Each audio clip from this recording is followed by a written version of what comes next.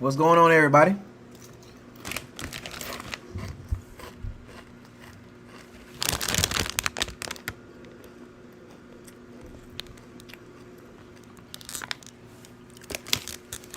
It's your boy, Bucko Zaka, coming to you again. Subscribe to the channel, like the channel, and share all the videos.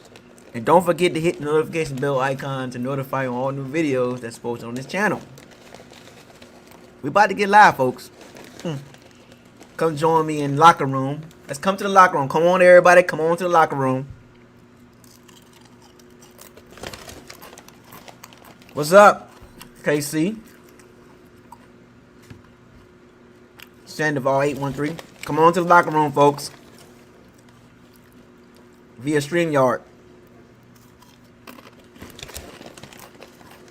Yeah, football back. I'm about to bring some people on today. The first one, recap. I was trying to find the Kango, but I couldn't find the Kango hat. I kind of wanted to go coach style. Come on in the locker room. What up, Toy Calvin? What up, Calvin? I'm chilling. Shouts out to all the Sea Bandits and Pirates out there. Keep supporting the channel. Let's get to it.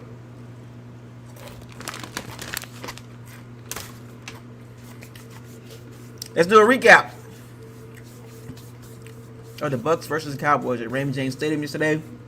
Opening day football. We're about to have a long session, folks. Sorry I'm late. I was running around today cleaning up. Had to clean the refrigerator up. What up, Richard? Had to clean the refrigerator up. It was stinky, you know, kind of stinky.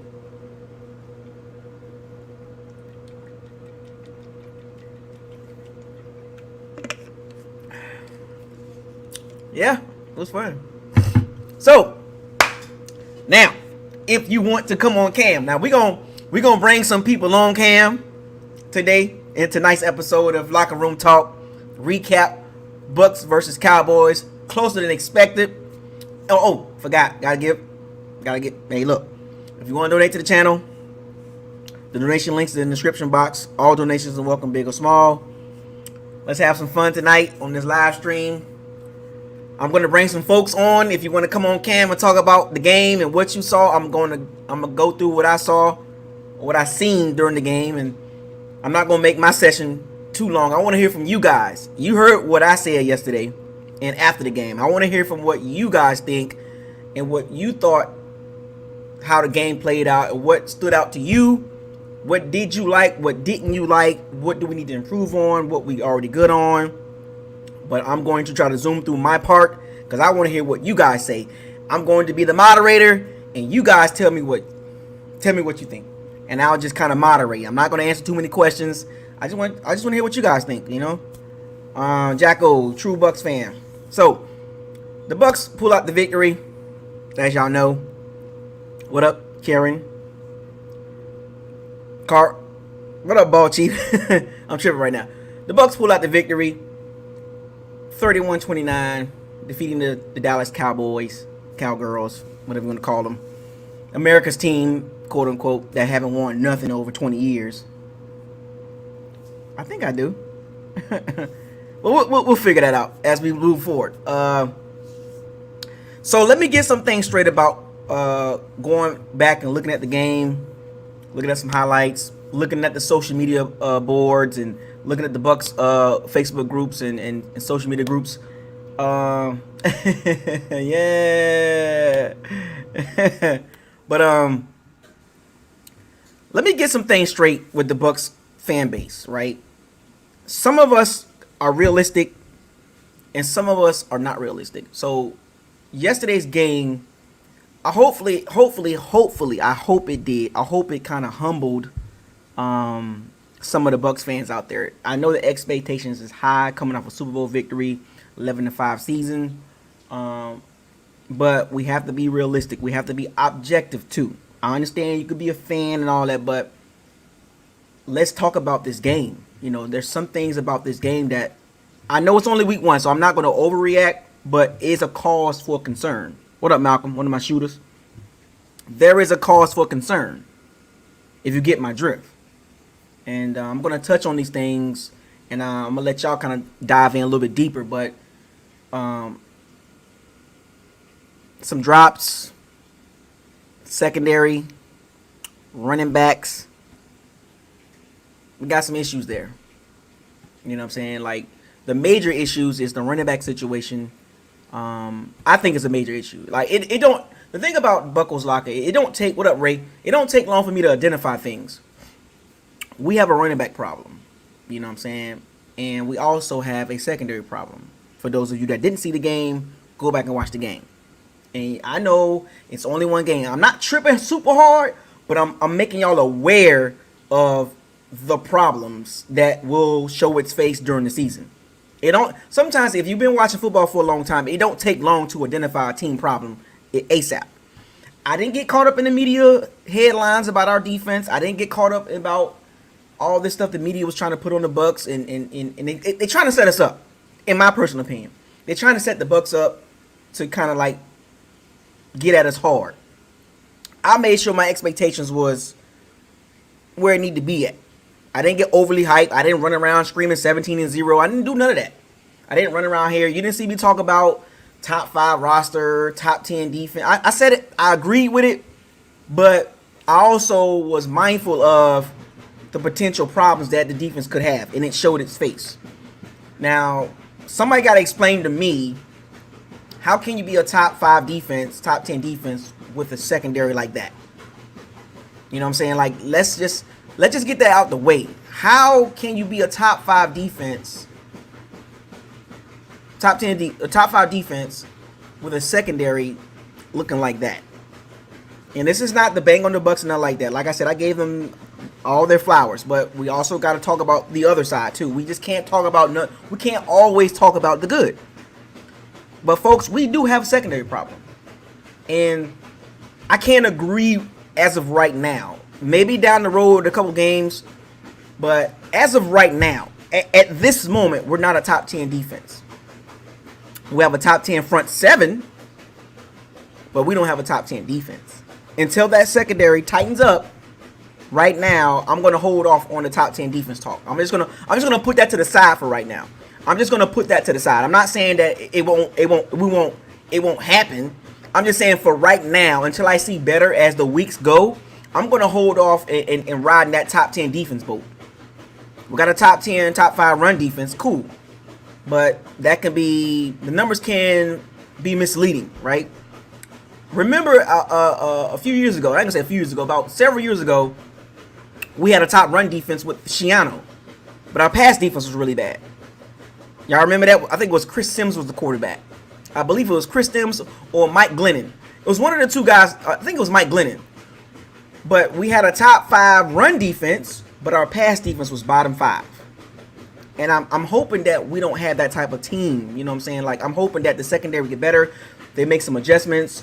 Maybe they go grab a veteran. Because we don't have a veteran dog back there. We don't have a veteran dog that can kind of get these young guys to kind of like settle down. Because there's a lot of fans that's overreacting, and there's some fans that's kind of like concerned. I'm the concerned fan. I'm not the overreacting fan. Like I said, the Bucs have the potential to be a top 10 defense, but I'm just gonna hold off on that right now.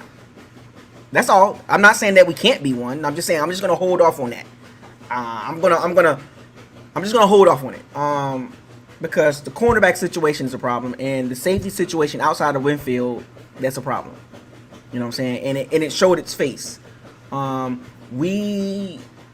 secondary is not quick, twitchy, if that makes sense. They're not quick, twitchy guys. They're long, they're lengthy. Like Jamel Dean is a straight line guy. Carlton Davis is a hands-on guy. And they got a couple pass interference calls on them because they very handsy. Jamel Dean got a lot of speed, but he doesn't play fast. He's a long, straight line guy. Russ Cockrell is a good guy. He's a good backup. Andrew Adams, he's a good player in their roles. But long term, that will not be effective for our pass defense. Long term, the Bucs got to figure it out. You know, and they got to jump on this now. They can't just wait till week 12 to figure out now the secondary is good. No, you got to figure this out early. The first quarter of the season, they got to figure the secondary out. And I'm highlighting the secondary because that stood out to me. Offensively, I'll get to that in a second. But secondary stood out. Dak had over 400 yards passing. And those weren't garbage yards either. So before y'all start saying, "Oh, no, those yards were legit yards." Let's make this clear. Garbage yards is when your team is down like 21 points, 17 points, something like that. At least got to be at least 17 points down before you call it garbage yards. Because if you're still in striking distance, that's not garbage yards. So those 400 yards that Dak threw, they weren't garbage yards. Those was legit yards. They wasn't like bombs away, but they were precise passes. Now, he still kind of favored his leg, but you got to give credit where it's due. Dak shredded the Bucs secondary. And another cause for concern is if we don't get to the quarterback, we're in trouble. Now, the pass rush was almost, but don't count, which is still effective. But when you don't get a lot of quarterback hits, that's not good, because this team is predicated on blitzing the quarterback, getting pressure on the quarterback. And as you can see, if we go against good O-line that got good tackles, there's a problem. But I kind of gave y'all a hint during the offseason about our pass rush. Outside of JPP and Shaq Barrett, what do we look for? Where's the depth there? Like, where's the depth? Nacho, like Vita Vea is a good pass rusher, but he's a push the pocket guy. He's not an Aaron Donald or Fletcher Cox or Chris Jones type guy. You get what I'm saying? Like, he's a powerful guy, but he's not a sack guy. That's not his game. So for him to get sacks, that's a good thing, but that's not his main focus. It's push the pocket so the outside guys can get sacks. And Sue is more of a run stuffer now. He's not a pass rushing guy. He can be effective in certain moments, but we don't have the depth on our D-line to consistently pressure the quarterback like other teams do. Like, there's teams out there that's 6, 7, 8 deep. We're like basically 2 or 3 deep. That's it. Now, Joe Tryon got some juice. Anthony Nelson, I'm not sold on him. Joe Tryon, I'm hoping he, start to play. He's going to get his reps. He's going to get some sacks. Nacho, Ledbetter, like, we don't have the guys, the hogs, to sustain outside of our pass rushers on the outside. Behind those guys, where's the pressure? Because if JPP and Shaq Barrett got to play every snap, they need a breather, like, especially JPP, because there was times where JPP just wasn't getting no pressure at all. And that's a concern. It's not a major concern, but it's just a concern.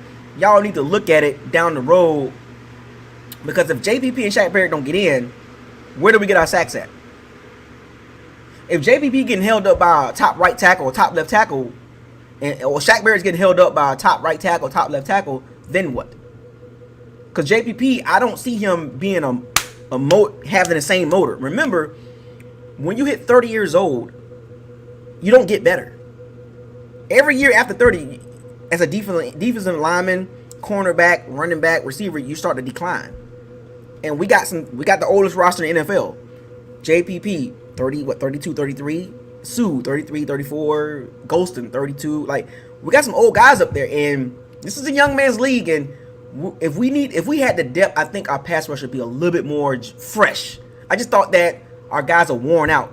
Dallas had a lot of plays.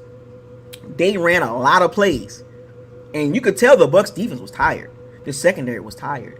They was gassed. Now, they'll get their football legs as the season go. They will get their sea legs or their football legs under them.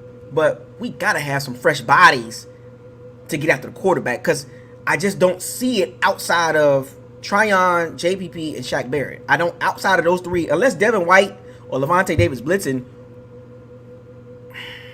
This is why it was a concern for me. But go watch the game. You see what I'm talking about. They were gassed.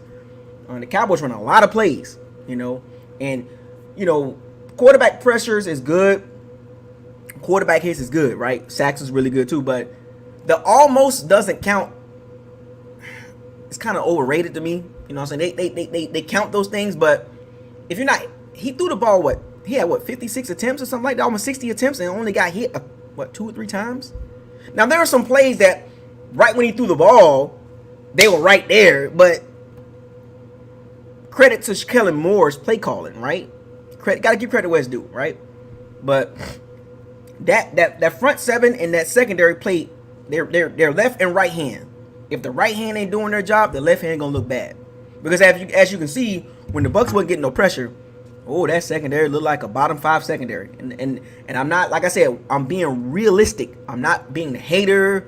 I'm not, he being pessimistic. No, watch the game. What did you see? Did you see a top 10 secondary out there? No. This is realistic. This is being real with my Sea Bandits and my Pirates. This is not hating. This is real. What did your eyes tell you? Forget the press. Forget the media. Forget about the offense.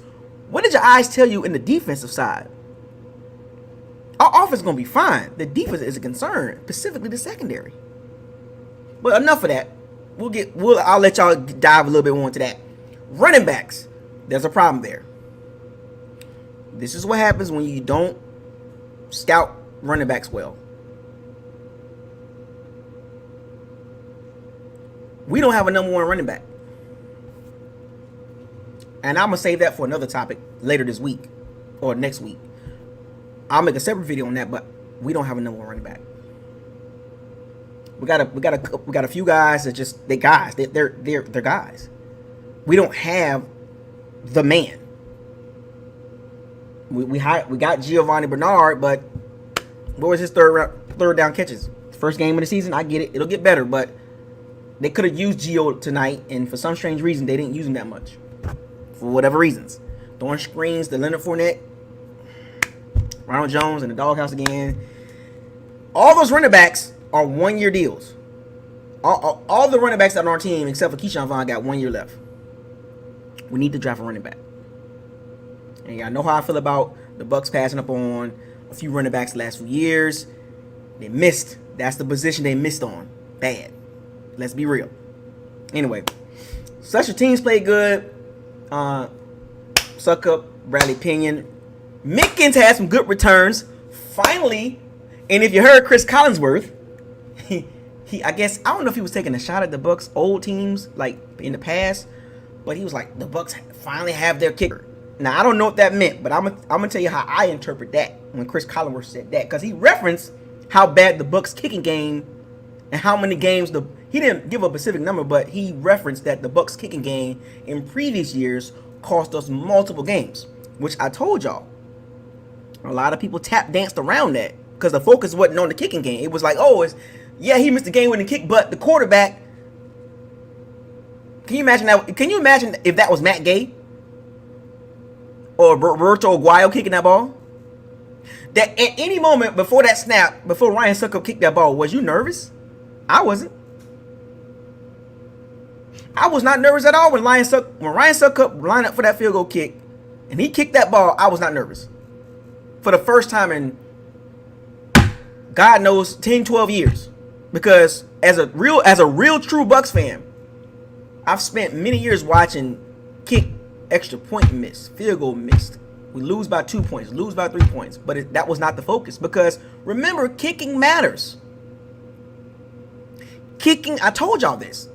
To be a complete team, offense, defense, and special teams and coaching has to line up.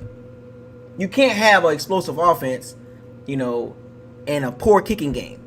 Because you can win some games still. You can win games. But that's gotta be solid too. I mean, the Steelers, the Patriots, the Ravens, they all got good special teams. And for the longest, until last year, the Bucs special teams was horrible. But nobody talked about that. You see how important special teams is? And there were some people talking about, you can't blame them. Look at the Dallas Cowboys.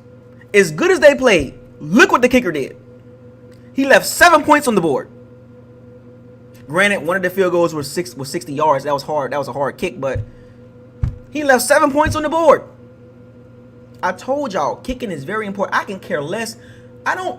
You can feel however you want to feel about any guy on the team. If we lose games by 3, 4, 5, 6 points and the field goal kicker misses 3 kicks, you can't just put the blame on other guys. Look at the field goal kicking. Look at the Cowboys fan base. Legatron, Greg Zuerlein. He used to be good at the Rams, but he missed 3 kicks. Cost him the game. Now, is it all the kicker fault? No. But does he play a major role in them losing the game? Yes. Coaching, defensive coordinator, head coach, in the kicking game. in that defense. Because offensively, the Cowboys was mopping it up. But kicking matters, folks. I want y'all to understand that. And I've been banging that drum for years. And nobody but a few people agreed with it.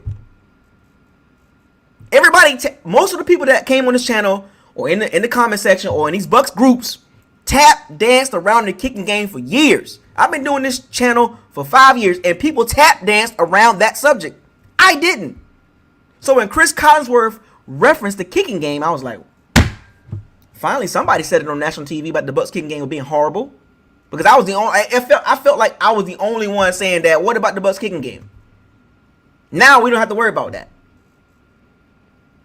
Anyway, besides that, the special teams helped out tremendously.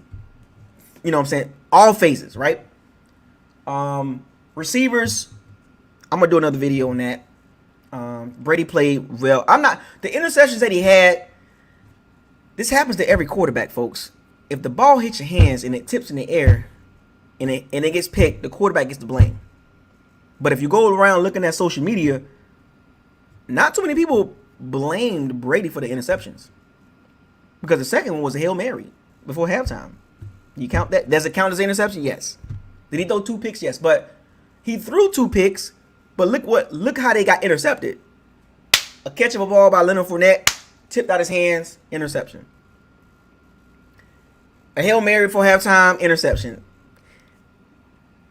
I wish they had a stat separate from actual interception, because those type of interceptions, the quarterback shouldn't get the blame for it. When the ball hit the receiver's hands and it gets picked, the quarterback gets. Look at Dak threw a pretty ball to CeeDee Lamb and it got picked by Carlton Davis, and Dak gets the blame.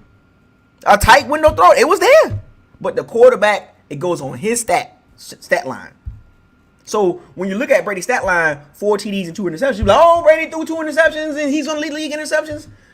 Don't let that misfool you. A lot of quarterbacks go through that. Tip ball out of receiver hands. Tip ball by the defensive lineman. Now, there is some, you're going to see some bad interceptions, like bad throws. But a lot of the times, those type of interceptions happen a lot across the NFL. But people dance around that too. Because the quarterbacks get the blame for those type of interceptions. And when you look at the play, you be like, well, the ball hit his hands. Well, that's Brady's fault. No, it's not. It hit Fournette in his hands. Flat out in his hands. Now, if it was a woulda, coulda, shoulda drop interception, that's different. If that was a ball thrown by Brady and the Cowboys, like Trayvon Diggs actually hit him in the chest and he dropped it, okay, Brady, what you doing? But that ball hit Fournette's hands and it tipped in the air, and Brady gets an interception on his stat line. How? But this happens to a lot of quarterbacks, so be mindful of that too. Be mindful. I want y'all to keep track of that. Can anybody keep track of those type of interceptions, those Hail Marys and those tip balls? They count as interceptions, but let's subtract those at the end of the season, the tip balls and the Hail Marys towards the halftime or at the end of the game. Subtract those interceptions and go true interceptions. True interceptions. That's what we're going to go by on this channel. We're going to go by true interceptions. What else? The coaching could be better. The coaching will improve. Specifically, Todd Bowles. I think he was trying out some things. I think he needs to get back to what worked for the Bucks. I think he was trying to be a little bit too extravagant, too exotic with his blitzes. And I think he was trying. I think they had a good training camp, and I think he wanted to try it out. But I think he's going to get back to his type of style. He just wanted to try some things out. An update on Murphy Bunting. It is a dislocated elbow. Dislocated elbow. I had a broken clavicle. That's about 6 to 8 weeks. A dislocated elbow is basically just the bone just came out of place. It's not broken. It just dislocated. Just dislocated, and it'll come back in place. I would say 3 to 6 weeks. And even when he comes back, he's gonna wear and those things are a pain in the butt. Those elbow braces. And him being a cornerback, it's going to aggravate him. But I think he'll be back a week. I would say he'll be back before Halloween. Just on the safe side. He'll be back before the Saints game, because we're going to need him for that game. And he'll be back before the Bills game. I mean, that's later in the season, but you get what I'm saying. We got important games coming in. So I would say probably after week 4, after the Patriots game. He'll probably be back. Jordan Whitehead has an injury too.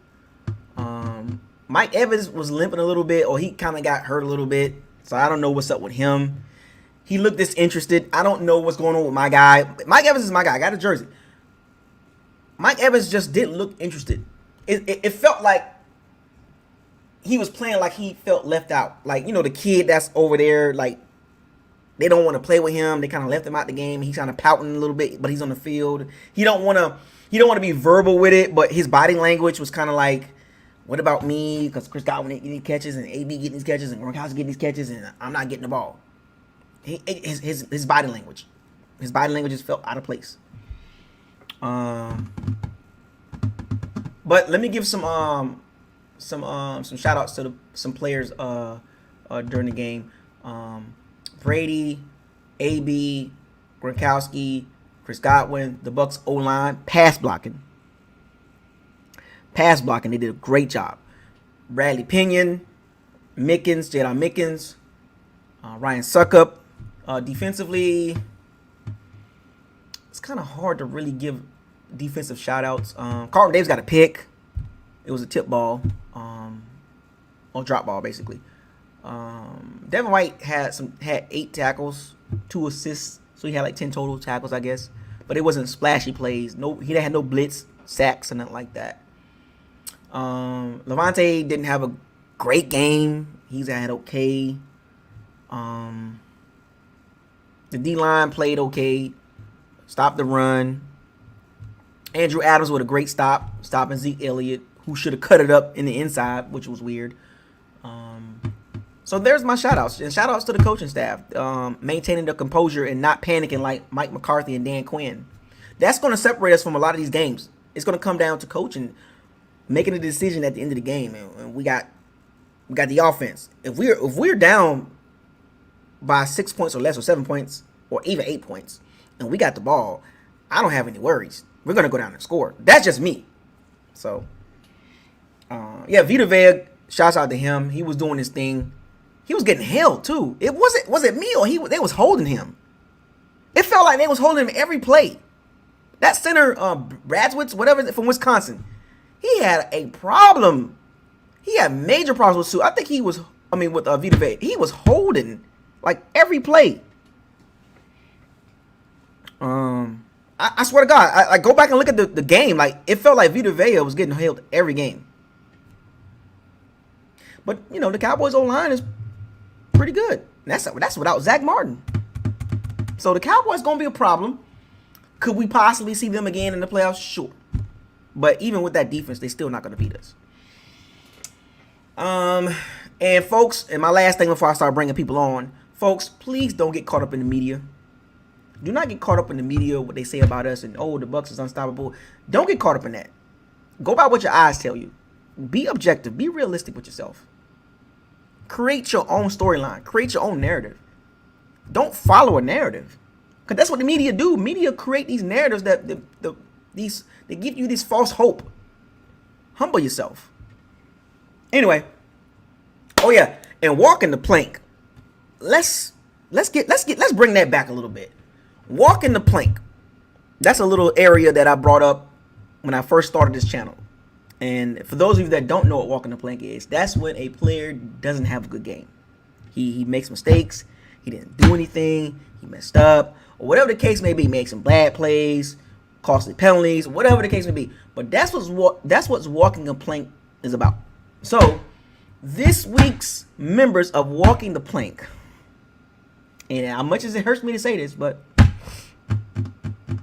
the Bucs secondary, all of them, they got to walk the plank. Carlton Davis, Jamel Dean, Murphy Bunton, get better, get well soon. Winfield, Mike Edwards, Russ Cockrell, got to walk the plank. All y'all. Now, I got faith in y'all. Y'all will get better, but this week you got to walk the plank. Got to. The Bucs secondary, the entire secondary, got to walk the plank. Outside of that, nobody else is walking the plank, really. Just the Bucs secondary. And they'll clean it up. But for this week, I got to pick somebody. and it's the secondary, the whole secondary. So you guys, you got to walk the plank. And I wish I had my my waterfall or my somebody dropping into a water sound, but I'll get that eventually. Oh, you're right. I got two more. Ronald Jones, you got to walk the plank. You got to walk the plank, fam. Leonard Fournette, you got to walk the plank. No running game. Wait, what's up with the running backs? Ronald Jones, Leonard Fournette, walk the plank.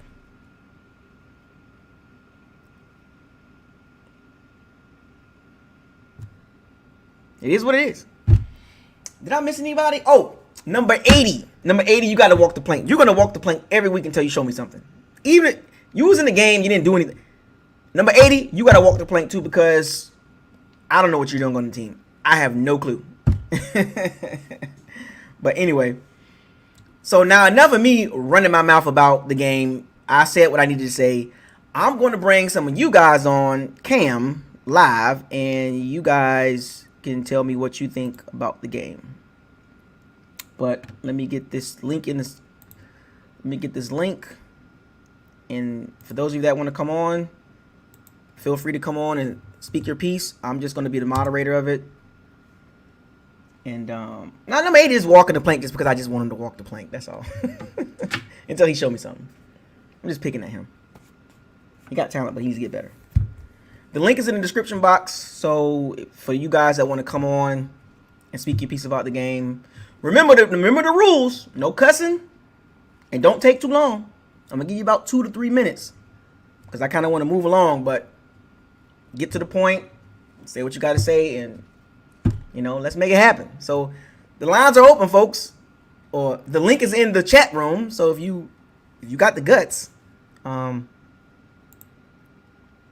if you got the, I ain't gonna say the guts, but if you got the confidence to come in and speak on the game, feel free.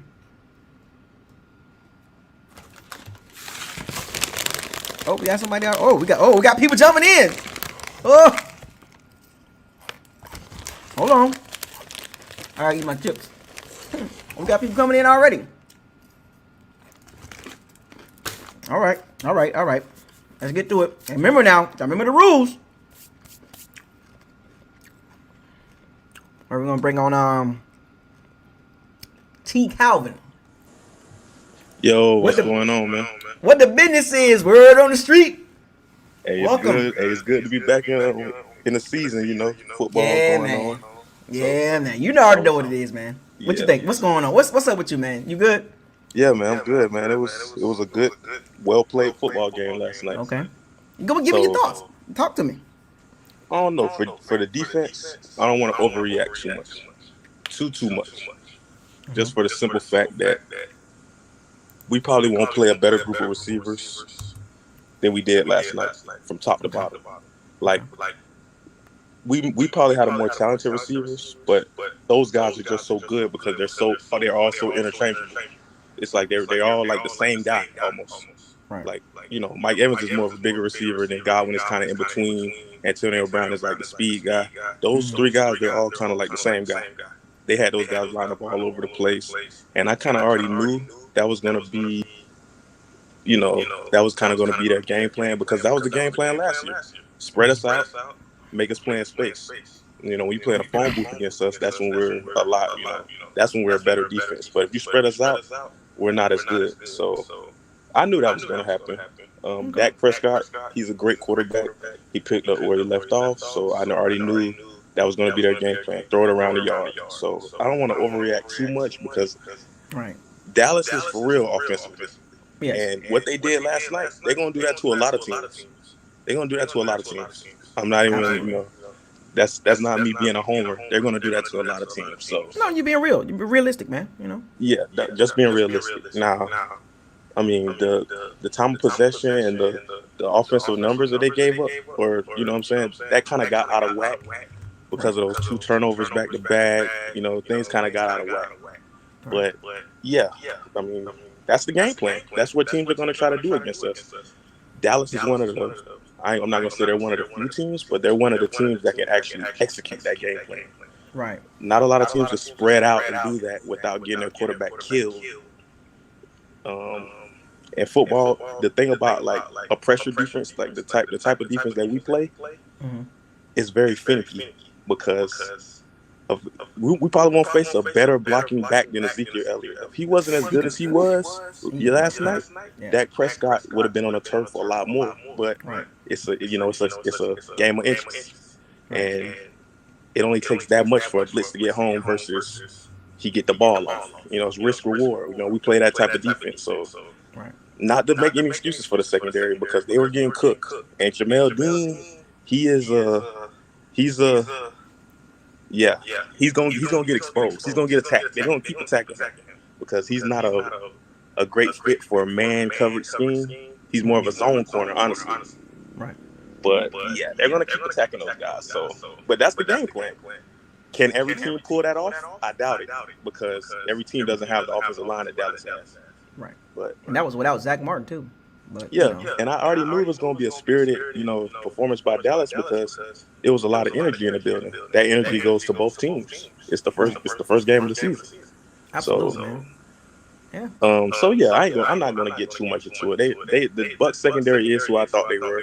They young, they gamble, they're playing a gamble style of defense. So it's gonna be like that sometimes. I mean, and we did have injuries, not to make excuses. Yeah. But that receiving core that Dallas has, they're gonna do this to a lot of teams. True. They were arrogant last night. They said we got Ezekiel Elliott, we still throwing the ball. We throwing the ball, we throwing the ball. Like that's just so. Well, I mean, it's just one of those things that if you look at the schedule, I mean, it's not a lot of teams don't have that type of talent in quarterback and that receiver and that running back too. And a running back. And they can block. They can hold up. Right. So we'll see moving forward, man. But Calvin, I appreciate your insight, man. We got a lot of line people behind you. Okay. But I like the breakdown, man. Coming on, man. No problem, man. First one of the season, man. Set the tone, man. Yes, sir. All right, man. Peace out. All right.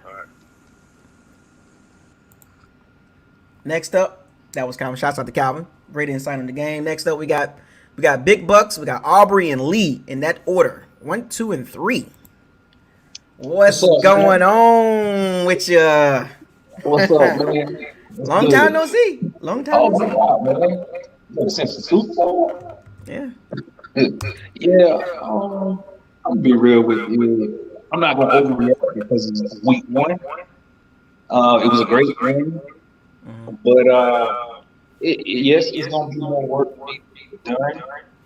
But I think as the season goes on, we'll see improvement. But like we talked about last year, secondary didn't play good. So I think we're kind of thin and up there, so they don't have to step their game up. Now, as far as Jarrell being exposed, I mean, that was last year we talked about somewhat. And then, once he got with Bowles and learning how to watch film, his play kind of elevated. So I wouldn't look too much into it, but it can be a cause concern for Sean Murphy. So we'll just see how it goes. He's going to be there for a few weeks. I just hope we can start getting pressure before instead of blitzing all the time. That's something that I've been adamant about the last 3 years. When you play a team with a solid line, it's like our pathway kind of disappears. So, and then it's kind of like we backed off from blitzing, but they were thinking and dacking down the field. So I understood. So, offensively, I'm like this. Pick your poison. I mean, if AB is gonna play like that every game, dude, I ain't got. Evans might be the odd man. I told people this, and Mike Evans is my guy. He's my guy. Yeah, but AB is on another. AB is the best receiver on the team. I don't care what nobody says. I mean, you got to think. It was at one point. AB was 1A, Julio was 1B. Right. I mean, let that sink in. So, I mean, and then like I said, Mike Evans, it seemed like every time he picked the ball, he looked turned this far. And I'm like, hey man, you need to get out and have the doing that and make a play. Well, he was never a yak guy. He was like bottom 10 in yak yards as far as Yeah, starting receivers. So I noticed this years ago that he wasn't a yak guy. You yeah. know, I mean that's not his game. And Brady is a yak quarterback. He likes receivers that can catch Catch him and running. run. Let me ask you this: Is it too early to? Like I said, I know it's week one. Mhm. Is it too early to be concerned that we can't run the ball, or we just maybe we can get the running game going late in the year, like last year? Um, I would say my cause for concern last year versus this year, being that we saw, what they did last year versus. I know it's only one game, but I would say medium. And even after week one, it's a medium for me. It's not a low concern or no, it's medium. Yeah, That's a concern. I don't want to overreact, but it's just like, wait a minute, yo, we got to be able to run the ball better. I mean, and I thought that could be a good 1-2 punch, but I just want EA and Byron Leftwich to do one thing: take Rojo and Leonard Fournette out the game and you gonna play, call it pass play designated for the tailback. Just let what's the guy name? Giovanni Bernard. In the game, because I'm tired of watching both of them dropping 1 or 2 passes a game. I know Leonard made a good catch, but still, you good for dropping 1 or 2 wide open. Both of them. So I got a medium level concern for the running back group, man. It's not. I always thought they should just go Leonard Fournette, just run with him at just 1-8. Just let him just run the ball. Just let him just get the carries, just get a rhythm. Because he's a 20 carry guy. He's not a 10 carry guy. He's not a 7 carry guy. That's not his game. He got to get the touches. And the Bucks offense is not predicated to giving a back 20 carries, unfortunately. So yeah, I mean, and the way they were rotating all the way up until Rojo fumbled, I was just like, every other drive they were great. Like, dude, you either stick with one or you rotate every few plays in that same drive. That's the way I would do it. right. That's the only way I see that work if you can rotate, in my opinion. Or stick with the high end. I mean, well, the in a nutshell, to sum this up, the running game is a cause for concern. I mean, even after week one, it's not even overreacting. It's just what do your eyes tell you? You know what I'm saying? And they had the issues last year. That struggling and not running the ball correctly and not catching the ball, and we seeing the same issue in week one. So I would say this for Bucks fans, Pirates, Sea Bandits, don't think for 1 second that it's not a problem. Because if you think the running game is not a problem, then you are lying to yourself. You really are. Let me ask you this, and I'm gonna let you go. The way Dallas played last night, I understand it was a lot of energy in the building. Fans were back, but with us being the defending champions, would you expect that kind of game every week? Everybody's gonna give their best effort. Oh, no doubt. With every game we play, that's everybody's Super Bowl. Because, see, I mean, it got me kind of scratching my head because I was telling one of my good friends here, he's a big Falcons fan here in Georgia, and I told him, I said, if y'all do good against Philly, I'm like, what are y'all going to show against us the following this upcoming game? Because it ain't but 1 week to take. So it might be an interesting first half if they come out like that. So We're definitely gonna see, man. We're definitely gonna see. Yeah. But like I said, 16 more to go. Yeah, that's the thing. That's the focus, man. Let's keep winning. Appreciate you coming on, Big Bucks, man. Man, y'all take it easy. Salute to you. Next up, moving right along. Shouts out to Big Bucks, man. One of the regulars, man. Aubrey, what's up, man? Hello? Yeah, you what hear up? me? Yeah, I can hear you. Shit, I can't hear you though. I can hear you. Damn, I can't hear you though. Hold on. You might want to check your audio on your laptop or your phone or something like that. I'll come back to you. Earpods. I'm gonna come back to you. Hold up, I'll come back to you. Let me. What up, Lee? What's going on, man? What the business is, man? It is what it is, man. So tell me what your thoughts about the game, man. Did you see anything you like? Did you see anything for concern? Whether it's coaching, what you see, man? I thought that it looked much closer than what it really looked like to me. I mean, it shouldn't have been. It shouldn't have been blowout, in my opinion. Mm. You know, we had mistakes and we still won. So that's a good thing. The defense was. I didn't like how the defense, was, but I figured they were going to pass. It's just how it is. Man. I don't understand that, but I guess they're coming to form. I think this year the offense will carry the defense more than what like last year the defense carried the offense. I think the offense is going to carry the defense this year. Yep. And to speak about the running stuff you all talking about, I think the problem with the run game is that we telegraph the run. Us as fans, now tell me, I mean, if you're looking at the game and you look in the books, you're like, okay, they're gonna win it. Do they not telegraph the run? You can see the tendencies that the Bucks offense have when it comes to running the ball. You can see it. They should run out of shotgun. They should just be multiple with the formation and not telegraph the run. That's why the run game didn't work. I don't think it's a matter of which running back it is. I think Rojo, and in my opinion, Rojo is a better running back. He had more burst. I mean, I think you got to get Fournette high, and you got to, like you said, you got to get the touches. But I think we telegraph the run. If we don't telegraph the run, we need to run out different formations to, I guess, better fortify the run game. Well, the one thing that I want to point out too for everybody is the Bucks run a lot of single back formations. So when they run the ball, there's no lead back, like there's no H back, no full back involved, which is interesting. You know, maybe they need to try to maybe use Gronkowski maybe as an H back or full back sometime, kind of like, you know, just to kind of throw the teams off a little bit instead of running that single back situation. Right, you know. Back there. I mean, run out of shotgun, you know. But I think I get what they're doing. They want to keep 3 receivers on the field at all times. I get it. But sometimes what we're going to have to do is use the pass game to open up the run game. That's what it's going to boil down to.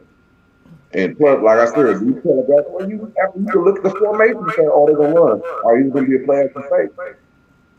More than likely, it's going to be, it's going to be a run. But the last other night, there was a lot of PA. So I mean, I'm confident in the offense.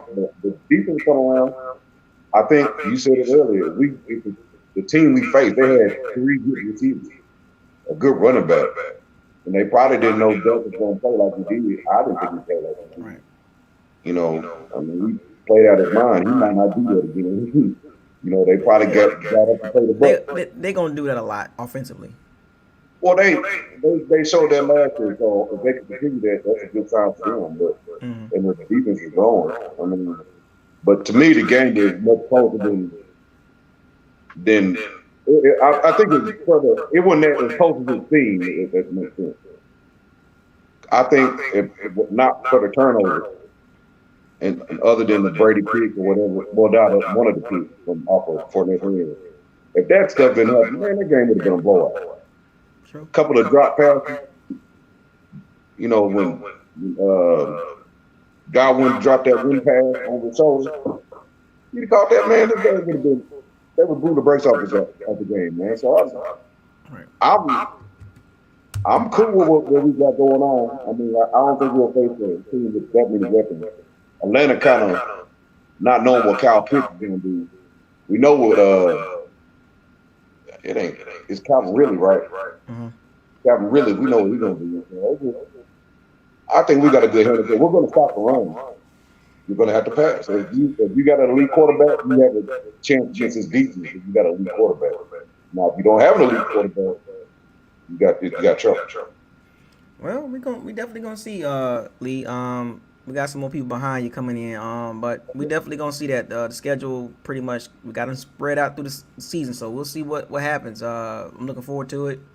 It's gonna be exciting. 1 game down and 16 to go, like Big Buck said. You know. Yeah. I'll do it. So, all right, man, appreciate it. Appreciate it, man. Coming on, man. All right. See you later, man. Who we got next? Let's try Aubrey again. Can you hear me now, man? Yeah, I can hear you. You hear me?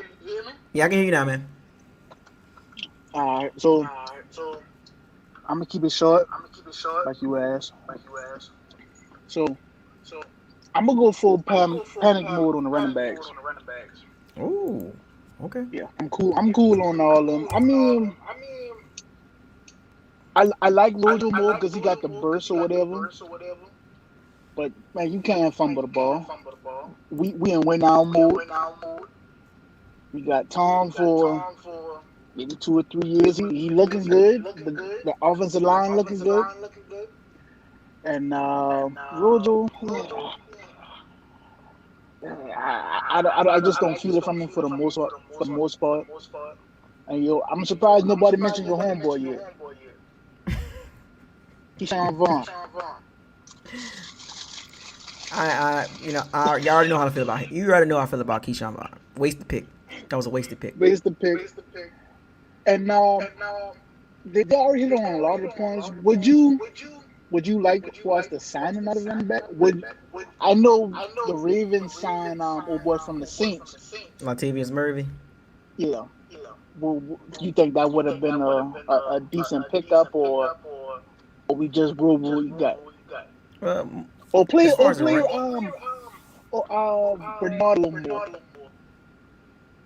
See what he can give us. They gotta figure it out, man. I like I told the gentleman, Big Bucks, my level of concern for the Bucks running back situation is a medium. Right. It's a medium, and I'm not overreacting. I'm not hating on that. It's just a concern to me. I'm not hitting the panic button, but it's halfway there. It's like, to me, man, we in one now mode. We going for 2. We go get everybody's best every game. That was the Cowboys' best, and we weathered the storm. All the people, all the pass interference. To me, that was a 50-50 bang. Because it looked like the cornerback was holding before Godwin pushed off. So it could have gone either way. I mean, I'm a receiver. I play corner too, but to me, they didn't call it, but when you extend your arm out and the cornerback falls back, 9 times out of 10, that's a flag. Right. And they didn't call it, so it didn't happen. You know what I'm saying? So. Is Cam Brate hurt? No, Cam Brate played last night. A couple snaps. Yeah, okay. All right. But I think I got faith that and our defensive line would go and heat up, because I saw Vito get to the Vito got pressure late in the game. So that was big. It took a little while. Tryon was kind of getting there. They just couldn't wrap them up a couple plays. Shaq got there one time, I believe, and he got a sack. Right. The secondary, they are who we thought they are. Right. And other than that, man, the offense looked unstoppable at some point. But most of the game, we stopped ourselves, so I think we'll be all right. The running backs, I'm cool on them, boy. I'll tell you why, and that's my last point. I'm a Sixers fan, so potential is what I've been seeing for the last couple of years with Ben Simmons. Potential. Now look where we at. Yeah. Well, at some point you got to produce. We can't keep holding on that potential thing. No, go out here be looking like a fool. All right, man. I appreciate it, though. I'm gone. Appreciate it, Aubrey, for coming on, man. For being patient, too, man. Salute to you. All right, we got another one. Buck Skull. What's up, Buck Stalker? What's up? What's going on, man? Can you hear me? Yeah, I can hear you. Can you hear me? Hello? Yeah, can you hear me now? Yeah, I can hear you. Yeah, what's up, Buck Stalker? Man, I really think the Bucks need to trade for a corner. You think so? There was bad defense. We got beat all the time. CD Lamb. Well, who we gonna pick up? I said we could trade for somebody. We got cap room now. We got some trade pieces too. Should we trade for Gilmore? Let's do it. You're gonna have to give up something. You just Maybe- they ain't gonna just hand you Gilmore. Maybe a first round pick and maybe a Cameron Bright or an OJ Howard, and call it a deal. The fact that the Bucks are trying to win now, it wouldn't hurt the Bucks to do that, to go to trade for Gilmore. You know, OJ Howard. You know, in a first round, maybe. You know, I mean, I'm sorry, number 80 in a first round, or maybe a Mike Evans. You know. With Mike Evans, first round and Mike. I'm just saying, like, if the Bucks are trying to win right now, it really wouldn't matter, you know what I'm saying, who they trade. Are you telling me Mike Evans is not worth Gilmore just alone? I mean, that can work too. I mean, I'm just throwing it out there. You know, Yeah, number true. 80 in the second round from Gilmore after How week about 6. Look at this. Do you think Antonio Brown is back to Steelers form? Almost. I would say pretty close. Pretty close. That means he's looking for payday next year. Then He's 33 years. He's 33 years old. That ain't happening. Okay. How about that Chris Godwin fumble? He should never did that spin move or the jerk move. Well, he's a tough guy. I mean, he was trying to, you know, tough it out and get some yards, man. Get to that end zone. Yeah. But he should have just taken it down. But what was you talking about the Gronk touchdown? But I thought he was. I don't know why they put Lawrence on Gronk. I thought he got stuck. I thought Gronk would have been. I didn't know Gronk stopped him though. He got through. Mm-hmm. Are you? I mean, OJ Howard didn't get the many snaps. Mike Evans didn't get the many snaps. Number 80. We don't say his name on this channel. Number 80. 80. You must not like him. Nope. I don't. I know. You prefer Break? They need to play Brate more. I don't know, but number 80 hasn't done anything for me. Yeah. So. I think Jenny Bernard should got some more snaps today. Well, you know, this is week 1, man. You know, week 1, you know, like I said, I'm not overreacting about what's going on, but I do have. Should we be worried about this corner? We might not have Sean Murphy Burnton next week. No, well, this is where the top 5 roster pick kicks in. The depth. I mean, we got a top 5 roster. We shouldn't be worried, right? I'm not worried. According to, I mean, I know Murphy Button hurt, but if we got a top 5 roster, then we should be able to fill that void. But I didn't see it yesterday in the secondary. I didn't see it. Well, I mean, like I said, you know, like I told the other guys, it's just week 1, but there's cause of concern with the secondary and the running back situation. In the interceptions, we dropped a lot of interceptions yesterday. 3 or 4 picks we should have had. Well, I mean, shoulda, coulda, woulda. Mm-hmm. But do you think? But we actually could have lost that game. The Cowboys would have made just 2 field goals and the extra point. We could have lost that game.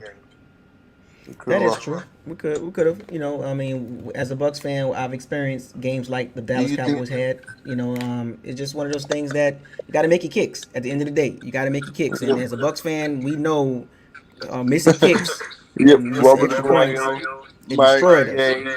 So we should never let go of that one kicker we had.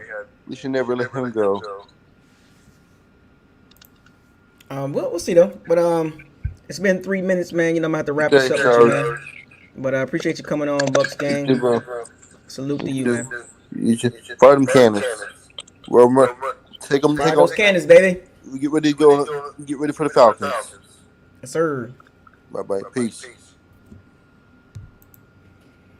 But yeah, we got any more people that want to come on?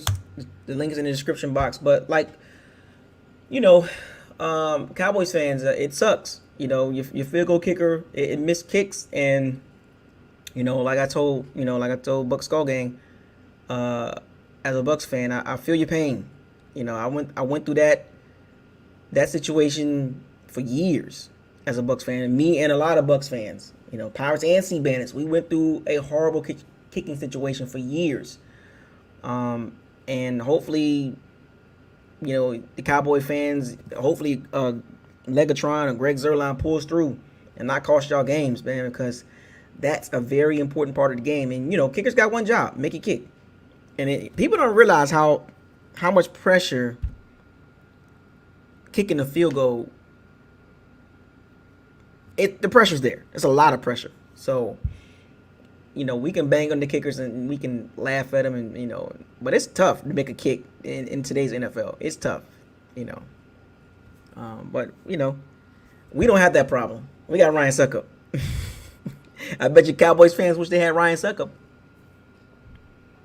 because we don't have that. We're not going to have field goal issues or extra point issues. Period. Veteran kicker, you know, and kicking is like finding a quarterback hard. Finding a quarterback, finding a kicker, a left tackle, number one corner, it's hard. Those positions are hard to fill, man, because they don't fall off trees. Look at the Ravens, Justin Tucker, elite. You know, there's about 7 elite kickers in the NFL. Like when I say elite, they make kicks, and we got one of them. We got one of the elite kickers in the game. Field goal kicking and extra points, no worries. So. The Falcons got one of the elite kickers. Wanyang Koo, whatever his name is. He went to the Pro Bowl, I think. He's an elite kicker. The Falcons got one. The Bucks got one. The Ravens got one. Who else got one? What's his name? The dude from the I can't think of his name. It'll come in here, but yeah, kicking games matter. Oh, we got another person coming on, man. Guru. What's up, man? What the business is? Word on the steep. Hey, man, I just wanted to come on, my brother. Show you some love, man. I'm a big fan. Been watching for a long time, bro. Anytime. So this is not your first time on here? No, it's my very first time. Oh, your very first time? Well, welcome to the locker room, man. I appreciate it, bro. After you done now, you got to take a shower and go home. Hey, man, like I said, bro, huge fan. Every time, you know, you put up something, bro, I'm always listening, because I drive trucks for a living, so I'm always listening at work, man. You know what I'm saying? So happy to see you, you know, back on, man, because I watched your other video a couple days ago when you had the travel, you know what I'm saying? So yeah, prayers with you, my brother. But yeah, man. So I just wanted to come on and show you some love, bro. I'm born and raised in Tampa. You know what I'm saying? There you go. What neighborhood? What neighborhood? Carver City. Okay. Yeah. Let's see. But yeah, for sure, man. I went to Jefferson and all that, bro. But okay, man, I want to have you on my podcast, bro. We can talk about. I can hit you up offline.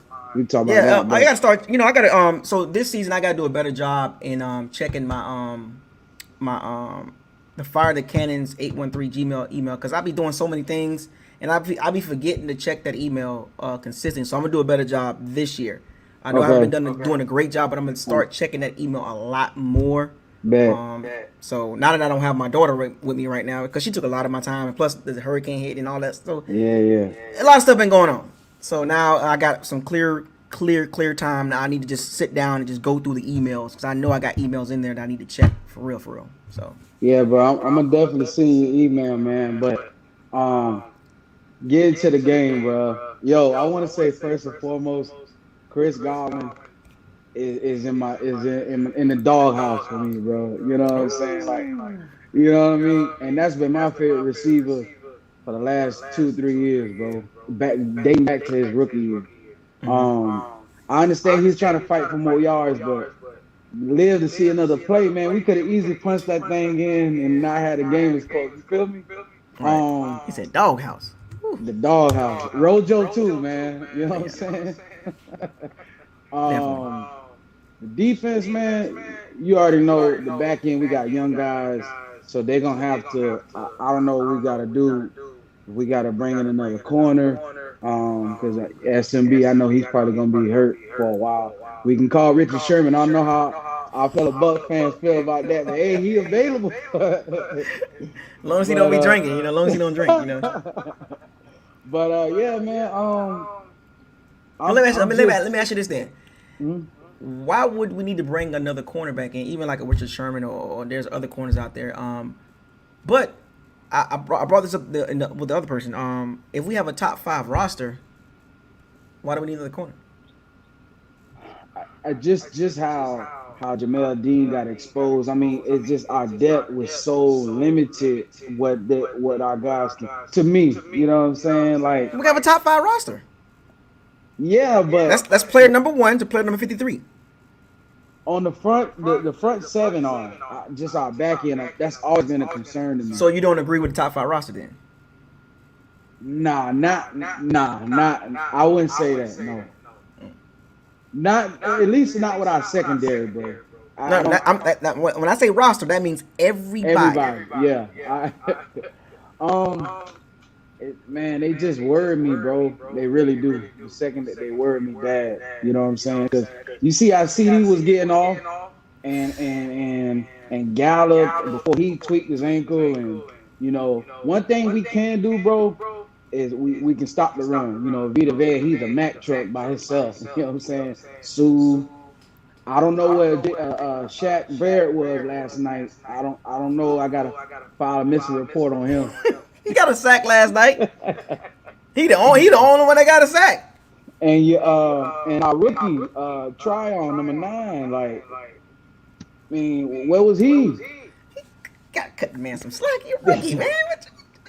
Hey, He trying Michael Parsons is a rookie. You see him everywhere last night. I know they're different positions, but he really intrigued me in preseason. Once I saw him when we were playing I want to say the Titans, because it was here. Yeah, Bengals. I'm sorry. Yeah, he was everywhere. I'm like, yo, this dude gonna be something. So I was expecting big things from him. He's gonna be fine. I think he's gonna be a really good pick, a really good player. We got him at 32, so that was and if he turns out to be, oh gosh, we got a steal. We got one. We got one because JPP. Yeah. He's not up for. He don't have a contract next year. So Right.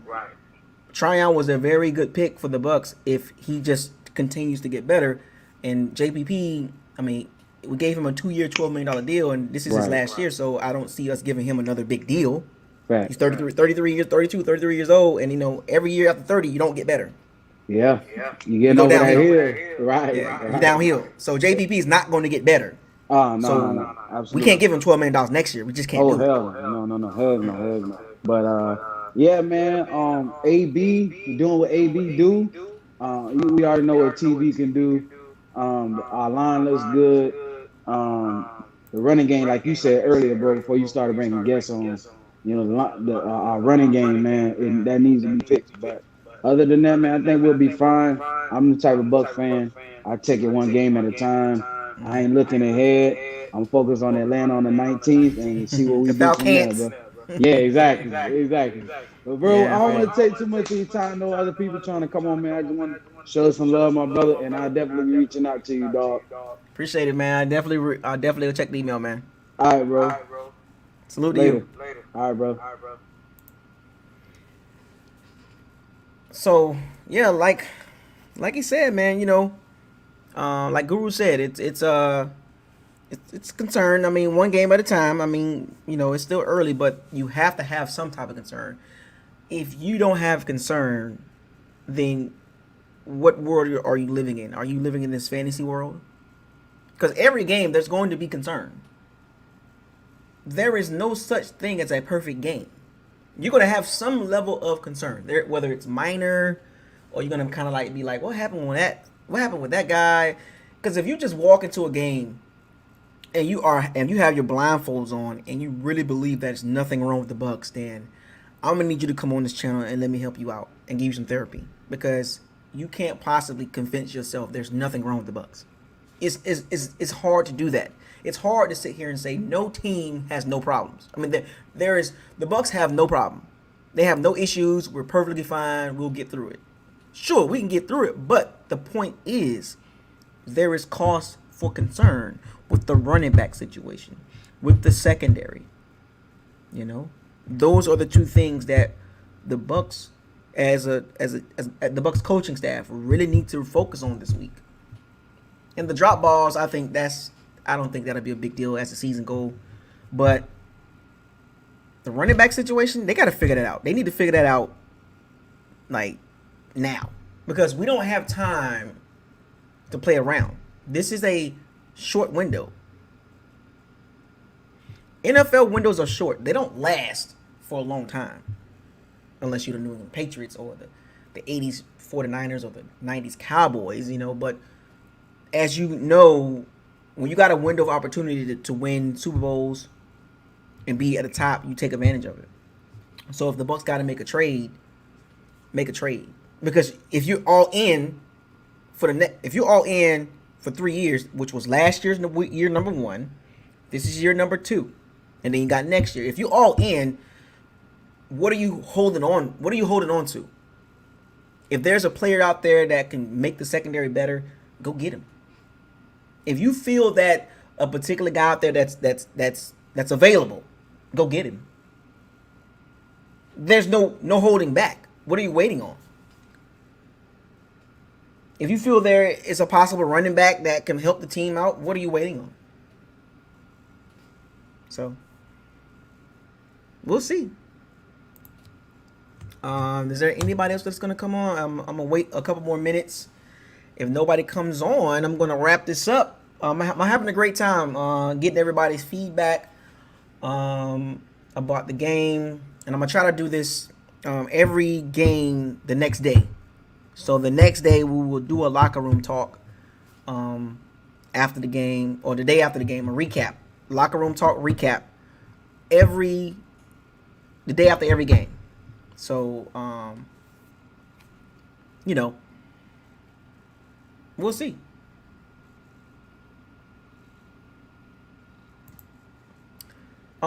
They brought up one of the guy I think Bucks Call game brought up Gilmore, and there's a couple other people brought Gilmore up. Richard Sherman. I think that might hurt us, like the fact that our secondary is still young. I mean, do we need a veteran guy? Probably so. But it wouldn't hurt to get a veteran back there that knows the game. That, I mean, even if you just use them sparingly, like just get a guy in there that can help these young guys out, because at some point you can't keep using the Bucks secondary as young. You can't keep using that. I mean, for Winfield's his second year, right? Carlton Davis, what, year 4 or 5 now? And Jamel Dean, year 4. Like, you get what I'm saying? You can't keep using, they still young. Well, there's other young guys out there that's playing really good. Jari Alexander, Tre'Davion White. You know, we got some young with J.C. Horn. I think he's going to play good. Patrick Surtain Jr. I think he's going to play good as a young guy. Either you got it or you don't. Mika Fitzpatrick. You know, Marlon Humphrey. J.C. Jackson. You know, these are young guys out here. Marshawn Lattimore. They still young, but they playing really good. You know? Trayvon Diggs. William Jackson. I mean, you got young cornerbacks out there, and in their mid-20s, and they're playing good. So we just can't keep using this crutch. Like, they got to step up at some point. So,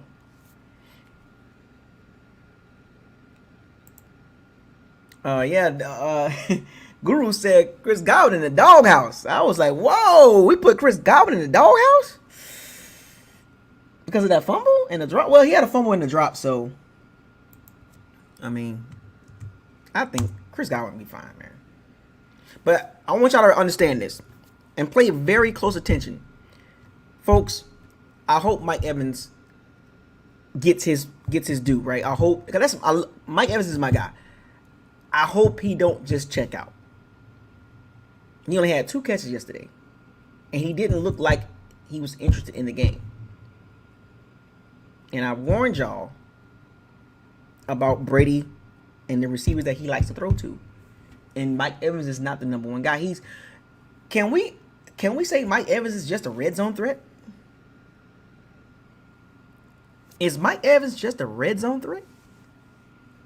That's a lot of money just to be a red zone threat.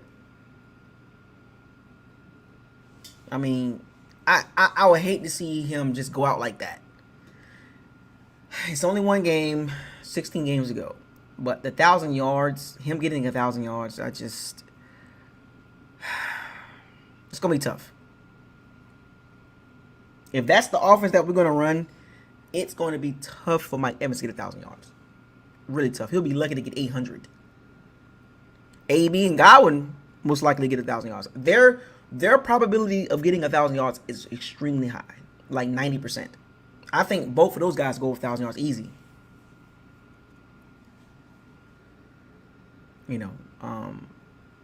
Mike Evans will probably get between 700 to 1,000 on the dot.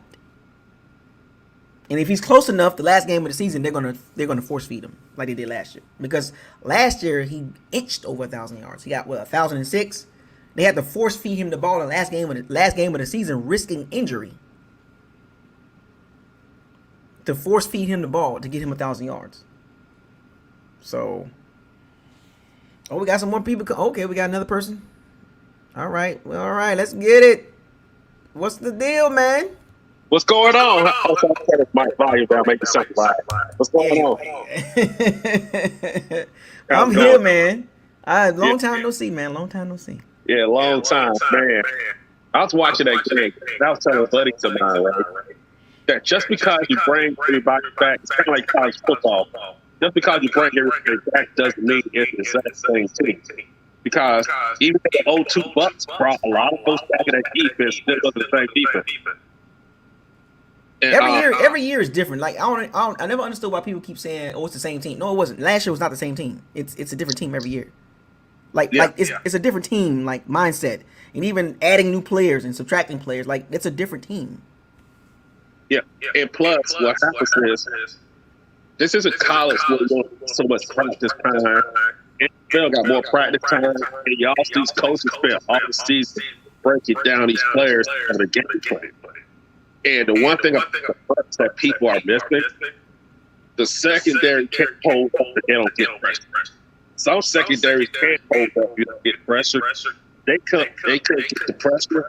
Dallas did a good job getting the ball out. But those guys would get cooked, man. Like Adrian Brown. Benny Honda, yeah. Against another team, that may come back on and already lose the game in the playoff. And so people may say it's only his own game, but one game gets because what if Dallas made those kicks? What if Dallas went for fourth down before they kick that field goal? Tom Brady might not be back there. So they got a lot of things to work on, but I think this thing still will be in the mix. But that's still supposed to get to work on. Yeah, that's true. I mean, every game that we played, every team that we played, good or bad, we're gonna get their best. Like, because a lot of people, other fan bases believe that our championship was a Mickey Mouse championship. It was a COVID championship. You caught people off guard. Teams wasn't ready. No training camp. No, you know what I'm saying? So stuff like that. So they're not really giving us, like, outside of the Tampa Bay fan base, they're not really like, oh, that's just a COVID championship. That was a Mickey Mouse. So this year we got a lot to prove. Like, we still got to prove. Like that it was legit. So like even the teams like the Jets, the Bears, like the low level teams, we're gonna get their best. Yeah, and then people gotta stop looking at what the team lost or came back because it's all about what you do. The Falcons may not look good on paper, but it's still a division opponent. And that they have to break up the offense. And this is Sean Murphy funny for being least a month or two that just hit the elbow. And then even he turns back, how much of an impact he's got to make because you got to use both arms when you throw DB. And all that stuff. And so, but the one thing I'm looking, there's two questions I have.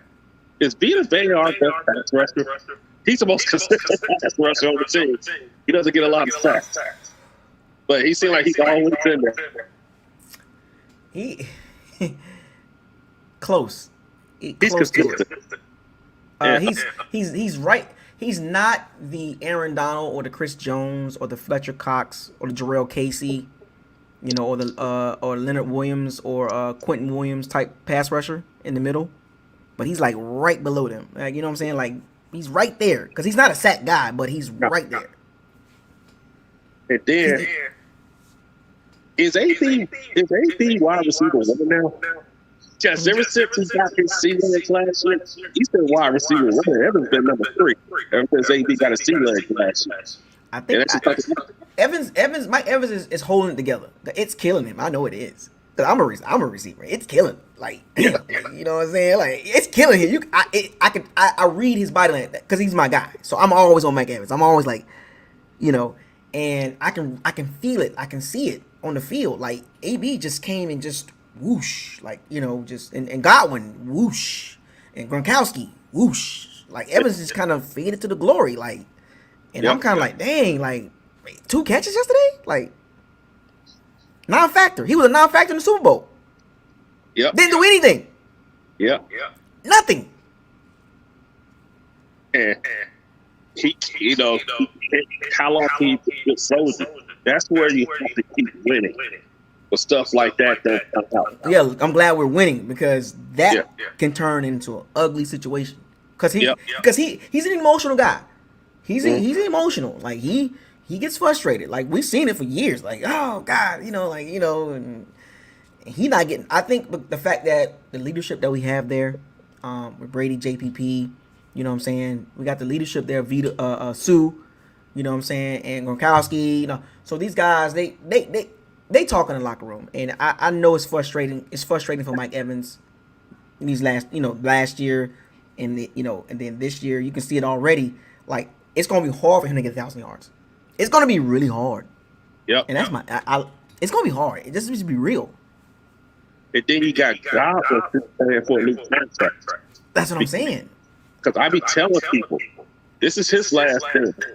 Because there's no way he's going to be able to stay. Unless he takes pennies on a dollar, he'll be a fool not to. It's going to bust him upside the head. Well, the way the Bucs can do this, they can kick the can down the road again, which is dangerous. Because the Saints got caught like that. The Saints kept kicking the can down the road, like Mike Evans restructured that. No, that's just kicking the can down the road. Brady restructured. No. He kicked the can down the road. They didn't say take any money from him. He just pushed the money down the road because they got to pay these guys. There's a lot of guys this offseason, 2022 and 2023 offseason are up for contract. What are the Bucs going to do? Can't keep everybody. Yep. Do you pay the 15 million? Right. Do you pay Godwin $18 million and Mike Evans getting 16? That's a lot of money on two receivers. Yep. And what people don't realize about the franchise tag. Renegotiation start at that number. You can't go under unless he got hurt or something. Right. What was the franchise tag for Godwin? Was it 16? 15, 16. So teams are going to throw money at him. Yeah. They're going to throw money at him. And he should take it because this is his own shot. Most likely the big he has to take. Godwin is he's mid-20s, so this probably is his only big contract. Like, cause he's in his mid-20s. Yep, he's third round pick. Third round pick. So you 30-31, you ain't getting that big contract. Yeah. And then Carlton Davis will get like $15 million. That's another guy we got to pay. Yeah, Jordan Whitehead. Break the market and break the bank. Jordan Whitehead, Ryan Jensen, Alex Kappa, Steady, Antonio Brown, Leonard Fournette, Ronald Jones, all these guys up for contract next year. Because OJ Howard, I'm sorry, number 80. Oh yeah, he got Gronkowski, Brait. Yep. We got a lot of guys in 2022. There's going to be some tough decisions, and there's going to be some things that Dominican Sue. 1 year left. So there's going to be some guys JPP that we don't want to lose, but what do you do? But that's a good problem to have because what the show you drafted with. And that happens to a lot of teams that you can't keep everybody. That's why you maximize your window because winning the Super Bowl last year, this year is all it's like cake. Because now you can get the goal because it's hard to win. And so after that, this accomplish your goal. Like you come to the guys ice and catch the seeds and back them out the window. Because by the time the top radio showed it, when he did like he did Peyton Manning last year, he was rolling for like a month and just tapped him on the shoulder. And so you got to maximize his window. How long does you want to play on the big famous minute? You know, like AB playing for cheap right now, right? Yeah. Next year, even at his age, he's gonna want some money. Like especially if you have a good year, like 80 catches for like 1,200 yards, he gonna be like, oh, I still got it. You gonna have to pay me. You know what I'm saying?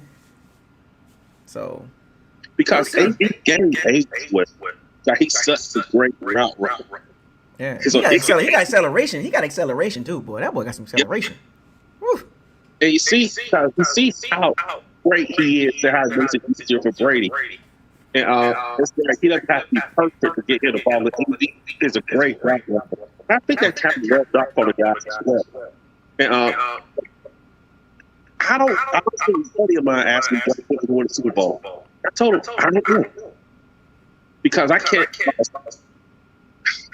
I was not a big fan of the secondary outside of Davis and Winfield because I'm not a big Dean fan. Believer, and I think this D is a good reserve for the front corner. He's a slot guy, but if he needs him to be on the outside, but there's no shame. You just keep adding to the team and know that he does well. But I just think fans don't understand how hard it is to get there. But sometimes the ball passes your way because Brady will throw 3 picks in the quarter if the tackles and still. But like people see what it is. With interceptions, it's how they come and when they come, right? I mean, because you could throw interceptions still win the game. It's just when the interceptions happen. I mean, 3 interceptions, a naked eye tell you, he do 3 picks. There's no way they won the game. But we won the game because the defense stepped up. Mm-hmm. You know, and I think this year, I think it's going to be the flip side. I think the offense is going to be, you know, taking care of the defense for until they get it together. Let's see, we got an echo. Who has the echo, Jim? Somebody said we got an echo. Is it me or is it Tobias? Let me get out of this. Yeah, I on YouTube don't know if it's an echo or not. Because if you're watching YouTube and doing this at the same time, I think it might be. I think that might be the conflict there. Because if you on this live stream and you doing YouTube in the background, yeah, I hope it's up now. But I'll close out with this stuff. I just want fans to know last year, and this guy is like just people gotta understand because there are a lot of young players on this team as well, and that.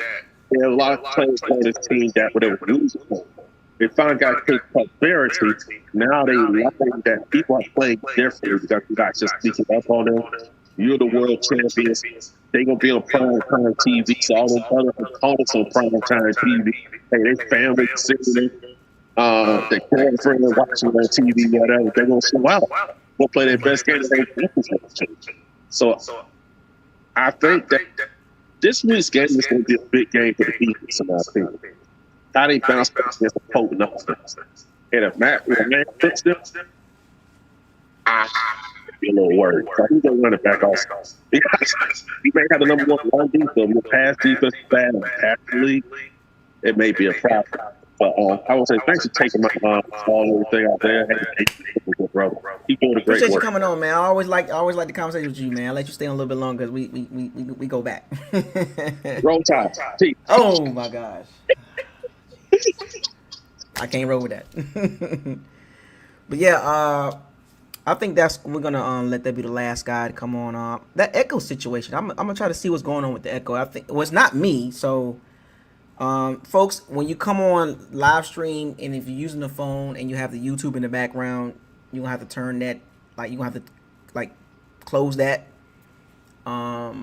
because going live and doing YouTube in the background will cause echoes because of the microphones, and it'll be helpful if you have a microphone or headphones when you come on live, because if you're just using your laptop speaker, it will be an echo at sometimes. If you have or if you're using your phone and you're right next to your laptop or your tablet watching YouTube and on your phone, that's gonna cause echo. So there's some things that we can work on as we do the locker room to fix this echo problem, because Jim, shouts out to Jim, pointed it out that everybody had an echo that came on. So I'm just giving y'all some tips on next time when we do this next week. When you come on live, try to have some headphones on, maybe a speaker, or if you have your phone, go get away from your laptop or anything that's audio around you, and that'll help too. So we want to try to make sure that everybody can hear you talk and not struggle to hear you talk. So as you can see, I got a mic and you can hear me loud and clear. Using the phone through YouTube, that's not going to work. So you probably should. Only thing that should be open is the StreamYard link. Everything else should be closed. And if you can have a mic or some headphones, those are tips that can help you prevent you from echoing, so everybody can hear you and listen to what you got to say about players in the game and your thoughts. So, but shouts out to Jim for pointing that out. Appreciate it. Sea Bandits, man. Sea Bandits, looking out for Sea Bandits. That's what we do. I'm gonna come up with some other themes too this season. About maybe I might do some scouting. Like I need to find a word for that. We're scouting the other team, like in a pirate term. Because the Falcons playing this Sunday, and I need to find a pirate word or something like that, dealing with pirates to have a segment or a thing to go watch the next team that we playing, watch their game and do a live stream of their game. Maybe something like that. So we can start scouting ahead on the other teams that we're playing down the road, or the next game. Not too far ahead, but the next game we can scout the team, watch their game as well, so we can see what they're gonna do, and I can talk about what they're gonna do against us. So I definitely will probably do a little bit of live stream for the Falcons game, so we can scout them and see what they got going on with Kyle Pitts and Mike Davis, Calvin Ridley, and Hayden Hurst and all them guys, and Arthur Smith as a coach, and Fontenot as a GM. So I'll find a word for that, and we'll set sail or something like that. We'll dock into I don't know. Give me something to work with. Let me ask the Sea Bandits. Give me something. Set sail or dock in the Falcons game this Sunday. So y'all send that in the comment section. I kind of want to try something different, and watching our next opponent's game. Yeah, I'm watching a little bit of it. We ain't got to watch a lot of it. Maybe it's the first half, just to kind of scout them out, something. I got to find something dealing with pirates and scouting and setting sail or something like that. But we'll talk about that next week. I got some other things I want to try too. So come up with some ideas. I'm always reaching out to you guys, and if you got any ideas, feel free to drop them in the comment section or send me an email, because I'm going to check the email now. And we'll figure out some things to do and interact more, and get you guys, some stuff so other people can see. If anybody's good with thumbnails, if you're good with thumbnails, I'll give the topic out, and people send in some thumbnails. I'll use your thumbnail for the video. So if you got good graphic skills or web designing skills or graphic skills, I'll come up with some topics, and you come up with a thumbnail. I'm not good at thumbnails, so I try, but we'll see. We're gonna have a lot of interaction this season, folks. I'm gonna get a lot of stuff. I'm gonna put you guys to work. I want to put you guys to work. So if you got any ideas, if you're good with thumbnails, you know what I'm saying, good at cropping and all that stuff, let me know. Anyway, I'm gonna wrap this locker room talk up. Bucks versus Cowboys recap. I appreciate everybody coming on live, giving your thoughts about the game. I really appreciate that. It's helpful for the channel. It gives everybody a chance to kind of come on and talk about the game, the recap, instead of just listening to me talk all the time. I like to listen to you guys too, because it ain't all about me. It's about you guys. I do it for you guys. I'm just a person. I'm just a body. And we still got Travis out there. Travis got some other stuff going on, but I'm holding it down. I'm going to hold it down until he start coming on and doing his thing, but I'm going to hold it down. But I do it for you guys, because I like football and you guys like football. So whether you like me, whether you don't like me, I love you. I've been here for 5 years now. The channel is going on for 5 years. It ain't going nowhere. And eventually, the goal is, I'm going to remind you guys, the goal is to get to 4,000 subs. Okay? 4,000, possibly 5,000. Let's do it. I know we can do it. But anyways, with that being said, this your boy, Isaiah, coming to you again from Buckles Locker, episode of Locker Room Talk. Subscribe to the channel, like the channel, and make sure you share all the videos, and don't forget to hit the notification bell icon to notify you on all new videos that's posted on this channel. And if you want to donate, the donation links are in the description box. Please feel free to donate. All donations are welcome, big or small. It helps the channel out, right? You know, I do it for you guys, and it does take time to do this. You know, it does take time. This is not free time for me. You know, I could be doing something else. But what's up, man? T-Man.